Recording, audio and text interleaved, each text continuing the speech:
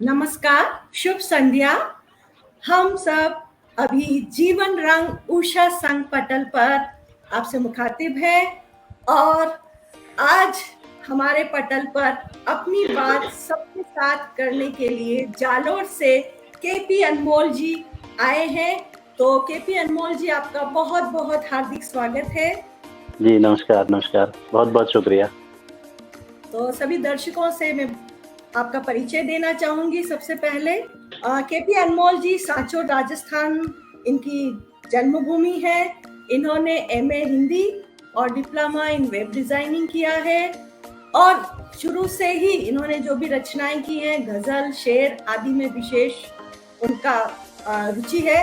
तो इनके गजल संग्रह एक उम्र मुकम्मल, कुछ निशान कागज पर प्रकाशित हो चुकी हैं और इनकी हिंदी गजल की नई चेतना, ज्ञान प्रकाश विवेक, हिंदी गजल के युवा चेहरे, हिंदी गजलकार एक अध्ययन एवं हिंदी गजल की परंपरा आदि द्वारा गजल लेखन पर आलोचनात्मक लेख भी प्रकाशित हुए हैं। इन्होंने उद्धृत किए हैं, तो शेर व शायरी भी करते हैं, गजल भी लिखते हैं। गजल के महत्वपूर्ण जो साझा संकलन है या संवेद संकलन है, उनमें से प्रमुख है यह समय कुछ खल रहा है, 21वीं सदी की गजलें, हिंदी गजल के इम्कान आदि में इनकी रचनाएं प्रकाशित है। चांद अब हरा हो गया प्रेम कविता संग्रह है तथा एक उम्र मुकम्मल गजल संग्रह है और ये एंड्रॉइड ऐप के रूप में भी गूगल प्ले स्टोर पर उपलब्ध है। यही नहीं, इन्होंने संपादन में भी अपनी महत्वपूर्ण भूमिका निभाई है। हस्ताक्षर वेब पत्रिका से ये 2015 से लेकर 21 तक जुड़े रहे हैं और अब तक 68 अंकों का इन्होंने संपादन किया है। साहित्य रागिनी वेब पत्रिका के 17 अंकों का, शब्द सरिता का 101 महिला गजलकार समकालीन गजलकारों की बेहतरीन गजलें, मीठी सी तलखियां, ख्वाबों के रंग आदि पुस्तकों का, मतलब काफी इन्होंने संपादन के क्षेत्र में भी अपनी प्रतिभा का प्रदर्शन किया है। इन्होंने जो इतने महत्वपूर्ण काम किए हैं, तो इनमें ख्वाबों के रंग आदि पुस्तकों का जो संपादन किया है, दूरदर्शन राजस्थान तथा आकाशवाणी पर इनके गजलों का प्रसारण भी हुआ है। तो इस तरह ये बहुमुखी प्रतिष्ठा के धनी केपी अनमोल जी हैं, जिनसे आज हम चर्चा करने जा रहे हैं। मैं अपनी वार्ता आगे बढ़ा रही हूँ, तो स्वागत है अनमोल जी। धन्यवाद जी। सर्वप्रथम मैं आपसे जानना चाहती हूँ कि आपने वेब डिजाइन में कोर्स किया है और हिंदी एमए किया है, लेकिन मैं देखती हूँ आपका ज्यादातर गजल के संपादन, लेखन, इसमें आपकी विशेष रुचि और रुझान नजर आ रहा है। तो इसके पीछे क्या कारण है, कुछ हमारे दर्शकों को बताएं। हाँ, ये पढ़ाई का सिलसिला जो है वो बचपन से ही जो है वर्ष 2010 से ही निर्धारित कर लिया था कि कुछ अपने भीतर कुछ एक अलग चीज़ है, उसे खोजना है। और ईश्वर का ये करम रहा कि वो बहुत जल्दी मुझे हाथ आ गई और मुझे लग गया कि इस माध्यम से मैं भीड़ से अलग दिख सकता हूँ। वर्ष 2004 में मैंने मेरी पहली कविता हुई थी, जब मैं कक्षा 11 में था। तो हाँ, नहीं, असल में इसके पीछे की भी एक स्टोरी मैंने कहीं शेयर भी की थी उसे। बचपन का ये था कि जब कक्षा 6, 7, 8 में हम स्कूल में थे जिस समय, तो जिस समय घर में स्कूल किताबें आती थी स्कूल की, तो महीने 2 महीने के भीतर ही मैं अपनी हिंदी की किताब, बड़े भाई की हिंदी की किताब, उनसे बड़े भाई की हिंदी की किताब सारी पढ़ लिया करता था। कहानी और कविताओं, कहानियों, इन सब में, गीतों में इतनी रुचि थी उस समय। और वो समय ऐसा था, 90s का दौर था वो, तो वो समय ऐसा था कि हाँ, इजीली बहुत सारी चीजें अवेलेबल नहीं हुआ करती थी। सही। तो वो सब चीज, अच्छा, ये इस चीज को पिताजी ने नोट किया, कहीं से देखा होगा। बालहंस नाम की एक पत्रिका आया करती थी बच्चों की, सबने शायद सबने देखा सुना होगा। तो उन्होंने कुछ अंक उसके लाके मुझे दिए कि ये बच्चा पढ़ने में रुचि रखता है, तो इसको लाके दिया जाए। अच्छा, वो पढ़ने के बाद मुझे ऐसा चस्का लगा कि मैं, जो मेरी पॉकेट मनी हुआ करती थी, मम्मी से 5 रुपए, तो 2 रुपए, 10 रुपए, इतना ही मिलते, वो लेकर के मैं महीने में 2-3 बार पहुंच जाया करता था। से जितनी बाल पत्रिकाएं हाथ लगी ले आता था। तो ये पढ़ने का सिलसिला वहाँ से शुरू हो गया और वहीं से एक जो वहाँ पे फ़ोटो लगे रहते थे, लेखकों के नाम रहते थे, बच्चों के फ़ोटोज़ आते थे, तो वहाँ से एक भीतर से एक पैदा हुई कि नहीं, यहाँ पे अपना भी नाम होना चाहिए, मैं भी कुछ करूँ ऐसा। तो वहीं से लिखने का शायद कि कोई बीज पड़ा हो। बताते हैं कि परिवार में पिताजी को कव्वाली का अच्छा। और भजन खुद गाते थे वो मंडलियों में। हुँ। जागरण वगैरह होते थे वहाँ वे भजन गाया करते थे और उनका गला भी अच्छा था। भी सोचता हूँ कि वो जो एक धारा चल रही थी दादाजी से होते हुए, पिताजी से होते हुए, शायद मेरे पास उसका अंश आया होगा। 2004 में मुझे उसकी पहचान हुई कि जब एक कविता हो गई कोई मुझसे। इसका बड़ा एक रोचक किस्सा भी है। जी, थोड़ा अवश्य। सा लंबा हो जाएगा लेकिन मैं बताना चाहूँगा उस चीज़ को। तो जब मेरी पहली कविता हुई तो देखिए ज़ाहिर-सी बात है वो किशोरावस्था का समय था और जो सॉफ्ट फीलिंग्स जो होती है हमारी उससे जुड़ी हुई कविता थी। मुझे बड़ी खुशी हुई कि कविता हुई है, मैं पिताजी को दिखाऊँगा तो बड़ा अच्छा लगेगा उनको। लेकिन एक संकोच जो होता है 2 पीढ़ियों के बीच में, तो उसके बारे में नहीं बता पाया। अगली जो कविता हुई मेरी कुछ दिनों बाद में, मेरा देश बड़ा बेहाल है, यहाँ का हर नेता चांडाल है, ऐसा कुछ कविता थी वो। तो वो पूरी राजनीति पर बेस्ड थी, राजनीतिक हालातों पर। मुझे लगा कि हाँ, ये वाली मैं पिताजी को बता सकता हूँ। वो कविता जब तैयार हो गई, जो कविता तैयार हो गई थी, तो उसके जस्ट 1-2 दिन बाद में पिताजी को बुखार हुआ और 2-3 दिन के बुखार के बाद में ही वे अचानक चल बसे। तो हाँ, वो मेरा जो एक ख्वाब था कि मैं उन्हें दिखाऊँ कि हाँ, मैं लिख रहा हूँ या मैंने लिखा है कुछ, तो वो नहीं देख पाए, वो इस चीज़ को नहीं देख पाए। छोटी-छोटी घटनाएँ हैं ऐसी इस तरह की। अच्छा, वहाँ से बीज पड़े लेखन के। उसके बाद फिर थोड़ा-सा पापा जल्दी चले गए तो थोड़ा दुनियादारी में आना पड़ा। बहुत जल्दी जो है स्कूलों में आ गया था पढ़ाने के लिए, काफ़ी साल तक पढ़ाया और ये सब करते-करते फिर अचानक 2010 में अपने आप को पहचानने की कोशिश की कि भई कुछ अलग करना चाहिए मुझे भीड़ से। और वहाँ से मैंने अपना जो लेखन का जो काम था उसे तराशना शुरू किया और मैं भाग्यशाली रहा कि मुझे मेरे सफ़र में बहुत अच्छे-अच्छे लोग मिले। जोधपुर के मेरे बड़े भाई फ़ानी जोधपुरी साहब एक बेहतरीन शायर हैं जोधपुर के और जोधपुर के ही हैं महावीर सिंह खुर्शीद खैराड़ी नाम से शायर हैं। वे भी गज़ल में अपना अच्छा नाम रखते हैं।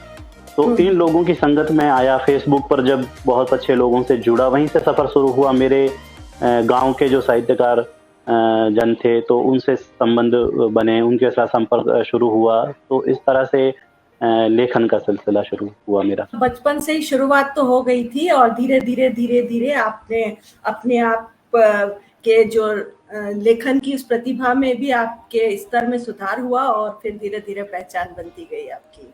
अब जैसा कि हमने जाना कि आपने कई वेब पत्रिकाओं का संपादन भी किया है, जैसे हस्ताक्षर, साहित्य रागिनी इत्यादि। अभी भी कई लोगों को वेब पत्रिकाओं के बारे में कुछ पूरी जानकारी शायद नहीं हो सकती है और मैं भी जानना चाहूंगी कि वेब पत्रिकाओं के संपादन का आपका अनुभव कैसा रहा? ये एक बहुत रोचक चीज है। असल में जहाँ से मैं बिलोंग करता हूँ, सांचो राजस्थान, छोटा सा कस्बा है। एक बड़े काम के लिए, किसी जरूरत की चीज के लिए 6 घंटे का रन करके या तो अहमदाबाद जाना होता है या 6 घंटे का रन करके जोधपुर की तरफ जाना होता है। उस वक्त ये था कि जैसा मैंने बताया, किताबें पढ़ने का मुझे बहुत शौक था और वहाँ कहीं किताबें मेरी पसंद की मिलती नहीं थी। पसंद की क्या, मिलती ही नहीं थी कि आप उसको पढ़ करके कुछ हासिल कर सकें। बुक स्टॉल पे जब जाते थे तो वहाँ ठीक है, कोई प्रेमचंद या रविंद्रनाथ टैगोर ऐसे 2-4 चुनिंदा नाम कोई मिल जाते थे, बाकी नहीं मिलते थे। बैठे बैठे ही ख्याल आया और उस समय मैं नया इंटरनेट से जुड़ा हुआ था। तो एक पत्रिका है अभिव्यक्ति नाम से, पूर्णिमा वर्मन जी जिसे चलाती हैं, वेब पत्रिका है वो, और 1-2 ब्लॉग्स पे जुड़ना हुआ। जब मैंने वहाँ पे देखा तो मुझे ख्याल आया कि हम एक वेब पत्रिका बना सकते हैं वो उसका पर्पज ये हो कि जैसे मेरे जैसे पढ़ने के इच्छुक लोग हैं और जिनको किताबें उपलब्ध नहीं होती है, उन तक सामग्री पहुँचे। तो ये सोच कर के फिर एक ख़्याल आया मेरे ज़हन में। तो उस समय अलवर राजस्थान के मेरे एक मित्र हैं इमरान खान, जो अब ऐप गुरु इमरान हो चुके हैं। ऐप गुरु इमरान खान बहुत नाम रखते हैं अपना। उनसे मैं उनके प्रसिद्ध होने से पहले से साथ जुड़ा हुआ था। फेसबुक के माध्यम से हम जुड़े थे, लेकिन अच्छी दोस्ती हो गई थी। जी। उन्होंने कई बार बताया भी था कि आप अपना लेखन जो है वो इस तरह लेकर आ सकते हैं। उस समय मैं इन टेक्निकल चीज़ों में नहीं आया था, मेरा एमए चल रहा था। तो उनसे जब बात हुई कि भाई इस तरह का एक काम है, कर सकते हैं, बन जाएगा, हो जाएगा, उन्होंने कहा हो जाएगा। मैंने सारा खाका तैयार करके उन्हें दिया और एक पत्रिका का हमने निर्माण किया। तो बेसिकली ये जो पत्रिका, वेब पत्रिका जो है कि प्रिंट में जो चीज़ नहीं पहुंच पाती है दूर-दराज जगहों पर बैठे हुए साहित्य के पाठक आसानी से, अब तो खैर बहुत पीडीएफ फॉर्म में भी आने लगी हैं सारी पत्रिकाएं, और वेब पत्रिकाएं भी खूब हो गई हैं अब तो, है ना। तो अब पढ़ने के इच्छुक लोगों को दिक्कत नहीं है, जैसी उस समय हुआ करती थी। ये 2012-13 की बात कर रहा हूँ मैं, जब पत्रिका हमारी साहित्य रागनी शुरू हुई थी, पहली पत्रिका। सही है, ये बात तो है कि जब से इंटरनेट क्रांति आई है और मोबाइल हमारे हाथ में आया है, कई चीजें हमारे हाथ में आ गई है। ये जो इंटरनेट जो है, जिसे मैं एक वरदान की तरह मानता हूँ। ये एक तो वे लोग जो बिल्कुल युवा हैं, जो अपना सफर शुरू करने वाले हैं, चाहे वो किसी भी फील्ड के हों, बिल्कुल। और दूसरा वे लोग जो वृद्ध हैं, जो सब कुछ अपने जीवन की सारी चीजें निपटा करके अब फ्री हैं, एकांत में बैठे हैं, उन लोगों के लिए बहुत हेल्पफुल चीज है ये। खास तौर से कोरोना के दौरान इसका बहुत अच्छा उपयोग हुआ है और लोगों को ऐसे समय में मानसिक अवसाद से मुक्ति भी मिली है, क्योंकि आप इंटरनेट से जुड़ करके लोगों से भी जुड़ सकते हैं, अपने मित्रों परिचितों से, जिससे कि आप घर से बाहर तक नहीं निकल पाते थे, लेकिन इसके माध्यम से आप उनसे कनेक्ट रह सकते हैं। तो मैं ये जानना चाहती हूँ कि आपका क्या अनुभव रहा है कि पाठक लोग वेब पत्रिकाएं ज्यादा पढ़ते हैं, या अभी भी एक ऐसा वर्ग है जो उसी तरह ऑफलाइन या हार्ड कॉपी में पढ़ना पसंद करते हैं? मतलब सोशल मीडिया पर लेखकों की जो बाढ़ आई है, मेरे ख्याल से जो वेब पत्रिकाएं हैं, देखिए सोशल प्लेटफॉर्म्स जो हैं, जैसे हमारे पर्सनल जो अकाउंट्स है, वहाँ तो कोई फिल्टर है नहीं, जो हमने वहाँ पोस्ट किया वो आ जाएगा। लेकिन वेब पत्रिकाओं के माध्यम से हम सिलेक्टेड चीज़ों को ला सकते हैं। मेरी हमेशा से, जब तक मैंने हस्ताक्षर का संपादन किया पिछले साल की मार्च तक, तो मैं पोस्ट पढ़ते समय हमेशा ये ध्यान रखता था कि कोई एक बहुत अच्छा लेखक अगर कोई मेरे साथ पास में है, तो मैं उससे रचनाएं मांग करके उसके 5 कविताएं, 5 गीत, कहानियाँ, ये जो हस्ताक्षर पर हम रखते थे, ताकि बेहतर चीज़ लोगों तक पहुँचे। उसके बाद जैसे आपने कहा कि प्रिंट पत्रिकाएं और वेब पत्रिकाएं, प्रसार जो है निश्चित रूप से वेब पत्रिकाओं का ज़्यादा है, क्योंकि यहाँ पर युवा पीढ़ी ज़्यादा संलग्न है। किताबों और प्रिंट पत्रिकाओं का एक पाठक वर्ग है जिनकी आदत बनी हुई है कागज़ और वो किताब से पढ़ने की। उसमें मैं भी अपने आप को पाता हूँ, क्योंकि हमारी शुरुआत भी वहीं से हुई थी। तो किताब ठीक है पढ़, लेकिन उसकी ज़्यादा रेंज नहीं है। वो 500, 1000, 2000 प्रतियां निकलती हैं, अगर कोई बहुत बड़ी पत्रिका नहीं है उसको छोड़ दें तो। और वो हर एक तक पहुंच नहीं बनाती है ना। और वेब पत्रिकाएं हैं जो वो आसानी से हर किसी तक पहुंच, आपने देखा होगा कोई भी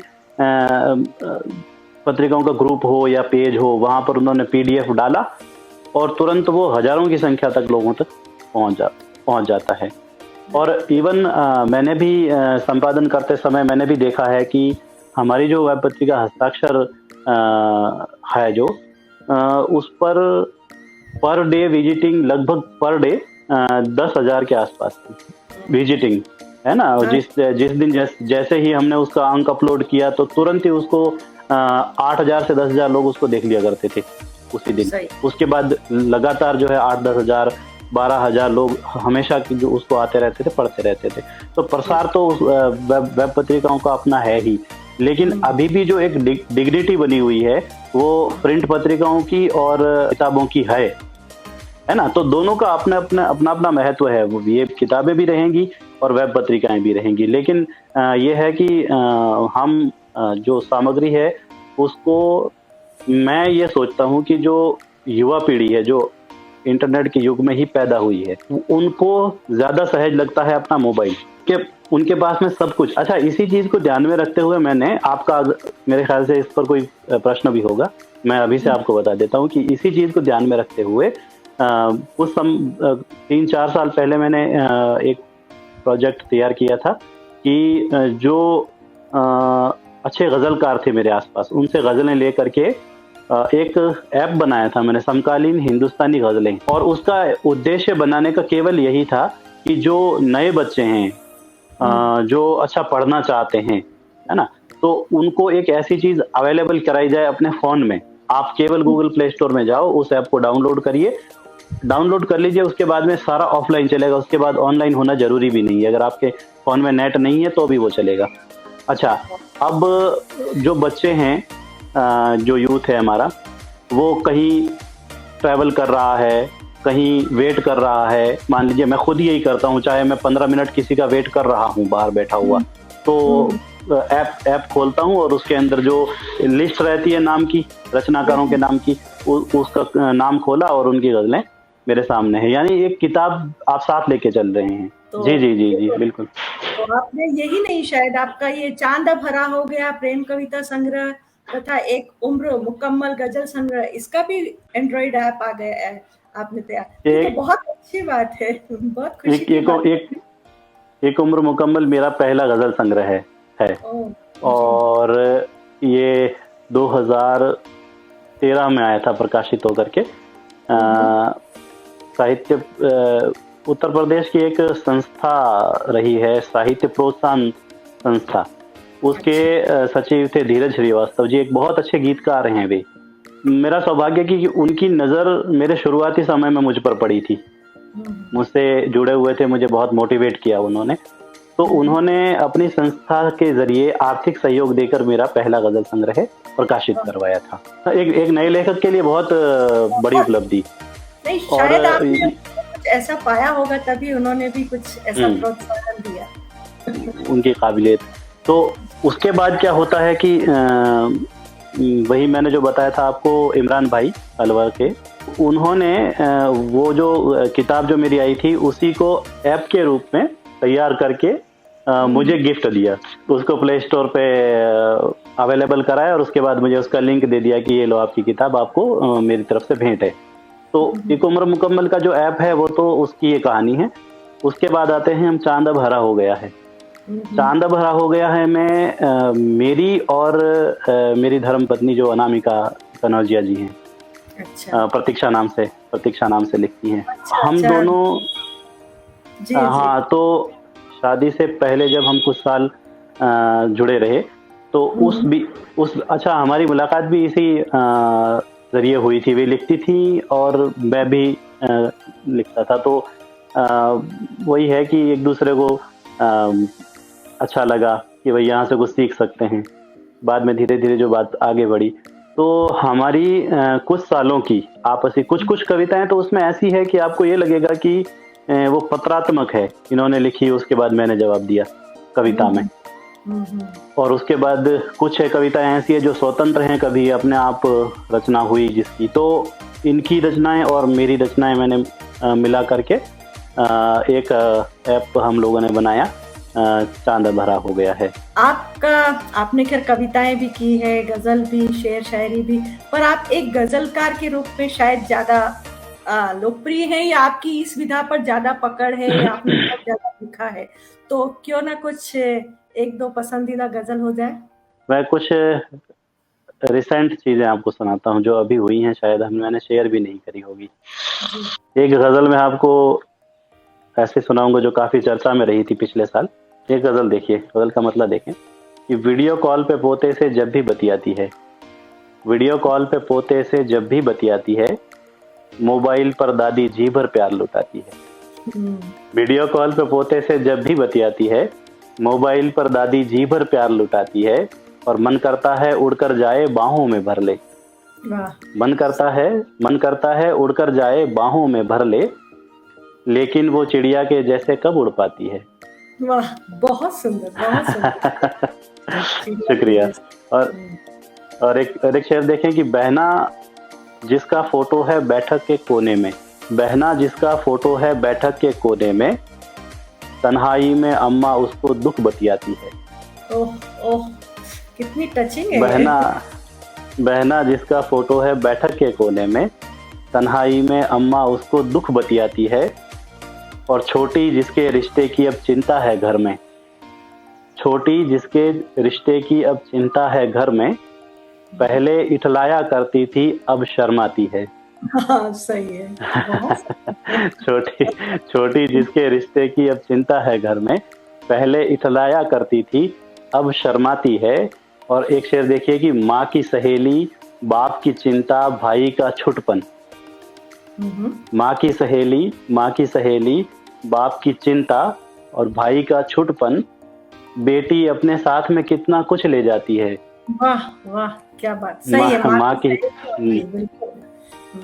माँ की सहेली बाप की चिंता, जब उसकी शादी हो जाती है बाप की चिंता खत्म हो जाती है, भाई का छुटपन बचपना खत्म हो जाता है वहां से।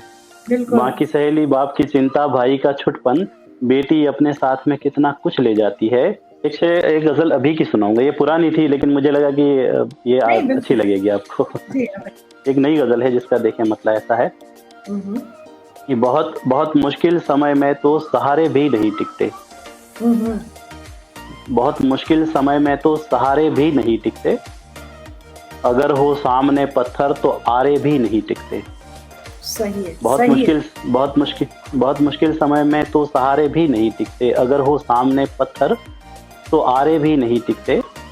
और हमें तो लग रहा था सिर्फ डरते हैं हम ही, लेकिन हमें तो लग रहा था सिर्फ डरते हैं हम ही, लेकिन दुखों के सामने तो पग तुम्हारे भी नहीं टिकते। बहुत सुंदर। दुखों के सामने तो पग तुम्हारे भी नहीं टिकते।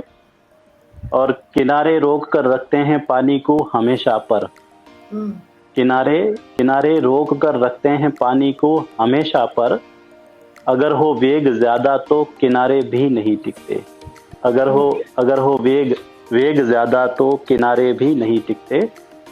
और शेर देखे कि बतौर खास इस शेर पर जान चाहूंगा आपका कि हनब के पास ऐसी कौन सी चुंबक की धरती पर, है नभ के पास ऐसी कौन सी चुंबक की धरती पर, जरा सी फूंक मिलते ही गुब्बारे भी नहीं टिकते। वाह वाह, क्या है नभ के पास ऐसी कौन सी पुस्तक की धरती पर, है नभ के पास ऐसी कौन सी चुंबक की धरती पर, जरा सी फूंक मिलते ही गुब्बारे भी नहीं टिकते। और अगर एक सच निकल आया तो सारे झूठ भागेंगे, अगर एक सच निकल आया तो सारे झूठ भागेंगे, अजी सूरज के आगे 100 सितारे भी नहीं टिकते। और एक शेर मेरी अर्धांगिनी के लिए है कि तुम्हारे साथ तो अनमोल वीराने सुहाते हैं। वाह वाह, क्या बात है। तुम्हारे साथ तो अनमोल वीराने सुहाते हैं, तुम्हारे बिन इन आंखों में नजारे भी नहीं टिकते। वाह, बहुत खूबसूरत, बहुत खूबसूरत जी।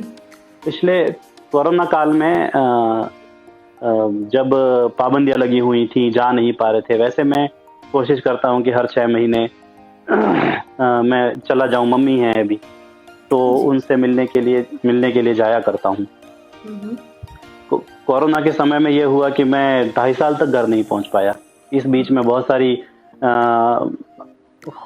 खराब चीजें भी हुई। तो अब माँ का मन है वो दुखी होता है इन चीज़ों के लिए, बेटे को देखना है या ऐसा कुछ। तो एक रचना हुई थी जिसको ऑनलाइन भी और गोष्ठियों में भी, कार्यक्रमों में भी बहुत सराहा गया। तो वो रचना मैं आपको सुनाना चाहता हूँ। सुनना चाहेंगे कि गजल यूँ है कि मौला मुझको घर जाना है माई रास्ता देखे है। ओहो ओहो। मौला मुझको घर जाना है माई रास्ता देखे है, छत पनिहारा औसारा अंगनाई रास्ता देखे है, सही। छत छत पनिहारा औसारा अंगनाई रास्ता देखे है। और पिछली बार कहा था बेटा एक दिन वीडियो कॉल तो कर। हम्म। पिछली बार कहा था बेटा एक दिन वीडियो कॉल तो कर। शक्ल दिखा दे आंखों की बीनाई रास्ता देखे है। ओहो, बहुत खूबसूरत। और पूरे मैं तो गांव में पहुंच गई हूँ, उस गांव में कि जहाँ अम्मा रह रही है और बात कर रही है। मतलब बिल्कुल आपकी जो भाषा है ना, बिल्कुल जैसे वो गांव कस्बे में पहुंच गई उस भाषा के माध्यम से भी। बहुत सुंदर। जी जी जी, लोक लोक तक पहुंचने की बात। जी बिल्कुल बिल्कुल। पिछली बार कहा था बेटा एक दिन वीडियो कॉल तो कर। शक्ल दिखा दे आंखों की बीनाई रास्ता देखे है। अब देखिए कि बड़े भाई हैं, पापा तो मैंने बताया था कि वो चले गए थे, लेकिन बड़े भाई जो जिन्होंने घर संभाला, परिवार संभाला, भाई की आंखों में दिखती है अब कुछ कुछ चिंताएं। भाई की आंखों में दिखती हैं अब कुछ कुछ चिंताएं। उन आंखों में पापा की परछाई रास्ता देखे है। वाह वाह, बहुत खूबसूरत। पापा की परछाई रास्ता देखे है, बिल्कुल सही। भाई की आंखों में दिखती हैं अब कुछ कुछ चिंताएं। उन आंखों में पापा की परछाई रास्ता देखे है। अब की बार ऐसा हुआ कि मम्मी ने बताया कि ताई भी पूछ रही थी कि बहुत समय से आया नहीं घर पे। तो वो चीज भी शेर में कहीं से आई कि अब की दफा तो बड़की अम्मा ने भी खबर ली बेटे की। अब की दफा तो बड़की अम्मा ने भी खबर ली बेटे की। यानी अब तो इस बेटे का ताई रास्ता देखे है। क्या बात है, क्या बात है। और घर में बड़े भैया का छोटा वाला जो बेटा है वो मेरे से ज्यादा अटैच्ड रहा है। घर में मैं भी छोटा हूँ, घर में वो भी छोटा है। अब शेर में आया कि मेरे घर में बिल्कुल मेरे जैसा एक भतीजा है। मेरे घर में बिल्कुल मेरे जैसा एक भतीजा है। इस छोटे का वह छोटी परछाई रास्ता देखे है। वाह वाह वाह वाह। मेरे घर में बिल्कुल मेरे घर में बिल्कुल मेरे जैसा एक भतीजा है। इस छोटे का वह छोटी परछाई रास्ता देखे है। मौला मुझको घर जाना है माई रास्ता देखे है। छत पनिहारा और सारा अंगनाई रास्ता। क्या बात है, बहुत खूबसूरत, बहुत खूबसूरत। बहुत ही, आपने तो बिल्कुल मुझे वही गाँव बनगढ़ में पहुंचा दिया। बहुत ही खूबसूरत है। यदि याद है आपको भी कोई कविताएं मैम ज्यादा नहीं, कभी कभार हुई हैं और दोहे होते हैं कभी कभार। हालांकि 2015-16 के बाद में मैंने अपने आप को गजल पर केंद्रित कर लिया था और खास करके हिंदी गजल पर काम करने की कोशिश करता हूँ। मैं हिंदी गजल में किस तरह से ये काफी 2014-15 का लिखा हुआ गीत होगा शायद।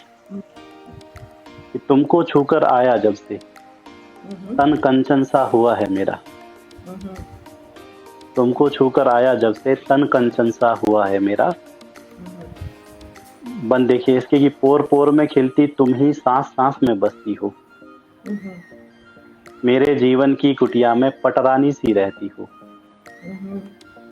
पोर पोर में खिलती तुम ही सांस सांस में बसती हो। मेरे जीवन की कुटिया में पटरानी सी रहती हो। तुम पर बौराया है जब से मन मधुबन सा हुआ है मेरा। तुमको छू कर आया जब से तन कंचन सा हुआ है मेरा। ये अवश्य अनामिका जी के लिए लिखा होगा आपने। जी जी बिल्कुल बिल्कुल, उन्हीं के लिए सारी सॉफ्ट फीलिंग्स वाली सारी रचनाएं लगभग इनके लिए हैं। जी। मेरी सुधी को छूकर तुमने कैसी लहर जगा दी है। मोहन की मुरली के जैसी दिल में हुक उठा दी है। मेरी सुधी को छूकर तुमने कैसी लहर जगा दी है। मोहन की मुरली के जैसी दिल में हुक उठा दी है। तुमको जब से गाया है स्वर वृंदावन सा हुआ है मेरा। तुमको जब से गाया है स्वर वृंदावन सा हुआ है मेरा। तुमको छूकर आया जब से तन कंचन सा हुआ है मेरा। बहुत सुंदर, बहुत सुंदर। अभी काफी कुछ सुनने को है लेकिन समय की अपनी पाबंदी है, तो जी जी जी फिर अवश्य आपसे जुड़ेंगे और भी गजलें और भी शायरी, शेरो शायरी आपसे सुनेंगे। आपका हमारे पेज पर आकर के और अपनी गजल और अपने विचारों को साझा करने के लिए बहुत बहुत हार्दिक आभार। और सभी दर्शकों का भी बहुत बहुत आभार जो आज हमसे जुड़े हैं। बहुत बहुत धन्यवाद और शुभ रात्रि। मुझे भी बहुत अच्छा लगा आपसे बात करके। बहुत धन्यवाद, शुक्रिया।